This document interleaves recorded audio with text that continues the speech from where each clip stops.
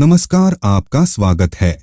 दोस्तों, शिव महापुराण में स्वयं ब्रह्मदेव ने भगवान शिव के पूजन की सर्वश्रेष्ठ विधि का वर्णन किया है। इस विधि से शिव जी की पूजा करने से मनुष्य की हर मनोकामना पूर्ण हो जाती है। दरिद्री भी धनवान बन जाते हैं, कमजोर भी बलवान हो जाते हैं, पापी पापों से मुक्त होते हैं, रोगी रोगों से मुक्त हो जाते हैं। महादेव की कृपा से मनुष्य को सभी प्रकार से कष्टों से मुक्ति मिलती है। तो चलिए जान लेते हैं उस महान विधि के बारे में।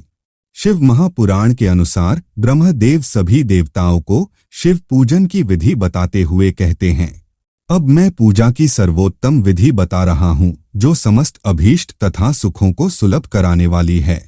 देवताओं तथा ऋषियों, तुम ध्यान देकर सुनो। उपासक को चाहिए कि वह ब्रह्मा मुहूर्त में शयन से उठकर जगदम्बा पार्वती सहित भगवान शिव का स्मरण करे तथा हाथ जोड़ मस्तक झुकाकर भक्तिपूर्वक उनसे प्रार्थना करे, देवेश्वर उठिए उठिए, मेरे हृदय मंदिर में शयन करने वाले देवता उठिए, उमाकांत उठिए और ब्रह्मांड में सबका मंगल कीजिए। मैं धर्म को जानता हूँ, किंतु मेरी उसमें प्रवृत्ति नहीं होती। मैं अधर्म को जानता हूँ, परंतु मैं उससे दूर नहीं हो पाता। महादेव, आप मेरे हृदय में स्थित होकर मुझे जैसी प्रेरणा देते हैं वैसा ही मैं करता हूँ। इस प्रकार भक्तिपूर्वक कहकर और गुरुदेव की चरण पादुकाओं का स्मरण करके गांव से बाहर दक्षिण दिशा में मलमूत्र का त्याग करने के लिए जाएं। मलत्याग करने के बाद मिट्टी और जल से धोने के द्वारा शरीर की शुद्धि करके दोनों हाथों और पैरों को धोकर दतुवन करे। सूर्योदय होने से पहले ही दतुवन करके मुंह को 16 बार जल की अंजलियों से धोए। देवताओं तथा ऋषियों, षष्ठी, प्रतिपदा, अमावस्या और नवमी तिथियों तथा रविवार के दिन शिव भक्त को यत्नपूर्वक दतुवन को त्याग देना चाहिए। अवकाश के अनुसार नदी आदि में जाकर अथवा घर में ही भली भांति स्नान करे। मनुष्य को देश और काल के विरुद्ध स्नान नहीं करना चाहिए। रविवार, श्राद्ध, संक्रांति, ग्रहण, महादान, तीर्थ, उपवास दिवस अथवा अशौच प्राप्त होने पर मनुष्य गर्म जल से स्नान न करे। शिव भक्त मनुष्य तीर्थ आदि में प्रवाह के सम्मुख होकर स्नान करे। जो नहाने के पहले तेल लगाना चाहे उसे विहित एवं निषिद्ध दिनों का विचार करके ही तैलाभ्यंग करना चाहिए। जो प्रतिदिन नियमपूर्वक तेल लगाता हो उसके लिए किसी दिन भी तैलाभ्यंग दूषित नहीं है, अथवा जो तेल इत्र आदि से वासित हो उसका लगाना किसी दिन भी दूषित नहीं है। सरसों का तेल ग्रहण को छोड़कर दूसरे किसी दिन भी दूषित नहीं होता। इस तरह देश काल का विचार करके ही विधिपूर्वक स्नान करे। स्नान के समय अपने मुख को उत्तर अथवा पूर्व की ओर रखना चाहिए। उच्छिष्ट वस्त्र का उपयोग कभी न करे। शुद्ध वस्त्र से इष्ट देव के स्मरण पूर्वक स्नान करे। जिस वस्त्र को दूसरे ने धारण किया हो अथवा जो दूसरों के पहनने की वस्तु हो तथा जिसे स्वयं रात में धारण किया गया हो वह वस्त्र उच्छिष्ट कहलाता है। उससे तभी स्नान किया जा सकता है जब उसे धो लिया गया हो। स्नान के पश्चात देवताओं, ऋषियों तथा पितरों को तृप्ति देने वाला स्नानांग तर्पण करना चाहिए। उसके बाद धुला हुआ वस्त्र पहने और आचमन करे। तदनंतर गोबर आदि से लीप पोत कर स्वच्छ किए हुए शुद्ध स्थान में जाकर वहां सुंदर आसन की व्यवस्था करे। वह आसन विशुद्ध काष्ठ का बना हुआ, पूरा फैला हुआ तथा विचित्र होना चाहिए। ऐसा आसन संपूर्ण अभीष्ट तथा फलों को देने वाला है। उसके ऊपर बिछाने के लिए यथायोग्य मृग चर्म आदि ग्रहण करे। शुद्ध बुद्धि वाला पुरुष उस आसन पर बैठकर भस्म से त्रिपुंड लगाए। त्रिपुंड से जप तप तथा दान सफल होता है। भस्म के अभाव में त्रिपुंड का साधन जल आदि बताया गया है। इस तरह त्रिपुंड करके मनुष्य रुद्राक्ष धारण करे और अपने नित्य कर्म का संपादन करके फिर शिव की आराधना करे। तत्पश्चात 3 बार मंत्रोच्चारण पूर्वक आचमन करे। फिर वहां शिव की पूजा के लिए अन्न और जल लाकर रखे। दूसरी कोई भी जो वस्तु आवश्यक हो उसे यथाशक्ति जुटाकर अपने पास रखे। इस प्रकार पूजन सामग्री का संग्रह करके वहां धैर्यपूर्वक स्थिर भाव से बैठे। फिर जल, गंध और अक्षत से युक्त एक अर्घ्य पात्र लेकर उसे दाहिने भाग में रखे। उससे उपचार की सिद्धि होती है। फिर गुरु का स्मरण करके उनकी आज्ञा लेकर विधिवत संकल्प करके अपनी कामना को अलग न रखते हुए पराभक्ति से सह परिवार शिव का पूजन करे। एक मुद्रा दिखाकर सिंदूर आदि उपचारों द्वारा सिद्धि बुद्धि सहित विघ्नहारी गणेश का पूजन करे। तदंतर उनसे क्षमा प्रार्थना करके पुनः भाई कार्तिकेय सहित गणेश जी का पराभक्ति से पूजन करके उन्हें बारंबार नमस्कार करे। तत्पश्चात सदा द्वार पर खड़े रहने वाले द्वारपाल महोदय का पूजन करके सती साध्वी गिरिराज नंदिनी उमा की पूजा करे। चंदन कुमकुम तथा धूप दीप आदि अनेक उपचारों तथा नाना प्रकार के नैवेद्यों से शिवा का पूजन करके नमस्कार करने के पश्चात साधक शिवजी के समीप जाए। यथासंभव अपने घर में मिट्टी, सोना, चांदी, धातु या अन्य पारे आदि की शिव प्रतिमा बनाए और उसे नमस्कार करके भक्तिपरायण हो उसकी पूजा करे। उसकी पूजा हो जाने पर सभी देवता पूजित हो जाते हैं। मिट्टी का शिवलिंग बनाकर विधिपूर्वक उसकी स्थापना करे। अपने घर में रहने वाले लोगों को स्थापना संबंधी सभी नियमों का सर्वथा पालन करना चाहिए। भूत शुद्धि एवं मातृ का न्यास करके प्राण प्रतिष्ठा करे। शिवालय में दिक्पालों की भी स्थापना करके उनकी पूजा करे।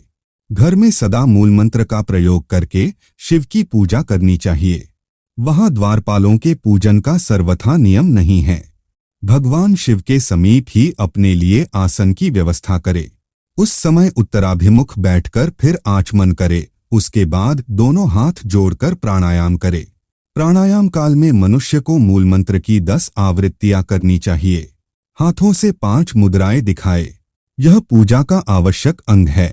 इन मुद्राओं का प्रदर्शन करके ही मनुष्य पूजा विधि का अनुसरण करे।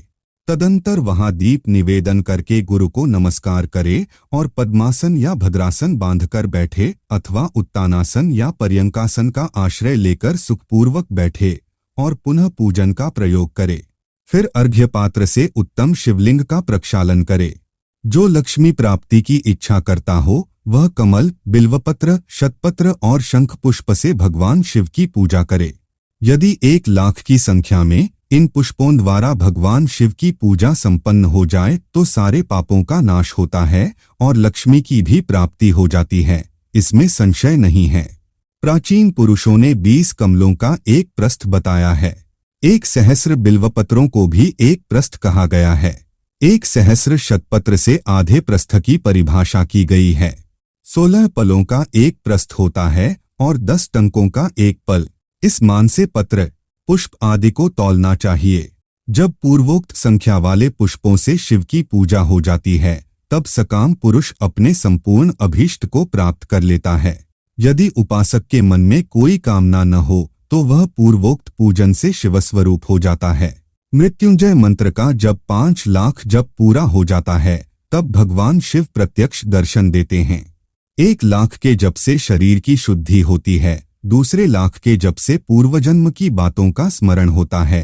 तीसरे लाख पूर्ण होने पर संपूर्ण काम्य वस्तुएं प्राप्त होती हैं। चौथे लाख का जप होने पर स्वप्न में भगवान शिव का दर्शन होता है और 5वें लाख का जप जो ही पूरा होता है भगवान शिव उपासक के सम्मुख तत्काल प्रकट हो जाते हैं। इसी मंत्र का 10 लाख जप हो जाए तो संपूर्ण फल की सिद्धि होती है। जो मोक्ष की अभिलाषा रखता है वह 1 लाख दर्भों द्वारा शिव का पूजन करे। सर्वत्र लाख की ही संख्या समझनी चाहिए। आयु की इच्छा वाला पुरुष 1 लाख दूर्वाओं द्वारा पूजन करे। जिसे पुत्र की अभिलाषा हो वह धतूरे के 1 लाख फूलों से पूजा करे। लाल डंठल वाला धतूरा पूजन में शुभदायक माना गया है। अगस्त्य के 1 लाख फूलों से पूजा करने वाले पुरुष को महान यश की प्राप्ति होती है। अलसी के फूलों से महादेव जी का पूजन करने वाला पुरुष भगवान विष्णु को प्रिय होता है। शमी पत्रों से पूजा करके मनुष्य मोक्ष प्राप्त कर लेता है। बेला के फूल चढ़ाने पर भगवान शिव अत्यंत शुभ लक्षणा पत्नी प्रदान करते हैं। जूही के फूलों से पूजा की जाए तो घर में कभी अन्न की कमी नहीं होती। कनेर के फूलों से पूजा करने पर मनुष्यों को वस्त्र की प्राप्ति होती है। सेदुआर या शेफालिका के फूलों से शिव का पूजन किया जाए तो मन निर्मल होता है। 1 लाख बिल्वपत्र चढ़ाने पर मनुष्य अपनी सारी काम्य वस्तुएं प्राप्त कर लेता है। हरसिंगार के फूलों से पूजा करने पर सुख संपत्ति की वृद्धि होती है। वर्तमान ऋतु में पैदा होने वाले फूल यदि शिव की सेवा में समर्पित किए जाए तो वे मोक्ष देने वाले होते हैं, इसमें संशय नहीं है। राई के फूल शत्रुओं को मृत्यु प्रदान करने वाले होते हैं। इन फूलों को एक एक लाख की संख्या में शिव के ऊपर चढ़ाया जाए तो भगवान शिव प्रचुर फल प्रदान करते हैं। चंपा और केवड़े को छोड़कर शेष सभी फूल भगवान शिव को चढ़ाए जा सकते हैं। महादेव जी के ऊपर चावल चढ़ाने से मनुष्यों की लक्ष्मी बढ़ती है। ये चावल अखंडित होने चाहिए और इन्हें उत्तम भक्तिभाव से शिव के ऊपर चढ़ाना चाहिए। रुद्र प्रधान मंत्र से पूजा करके भगवान शिव के ऊपर बहुत सुंदर वस्त्र चढ़ाए और उसी पर चावल रखकर समर्पित करे तो उत्तम है। भगवान शिव के ऊपर गंध पुष्प आदि के साथ एक श्रीफल चढ़ाकर धूप आदि निवेदन करे तो पूजा का पूरा पूरा फल प्राप्त होता है। तो दोस्तों, इस प्रकार से स्वयं ब्रह्मदेव ने भगवान शिव के पूजन की उत्तम विधि बताई है।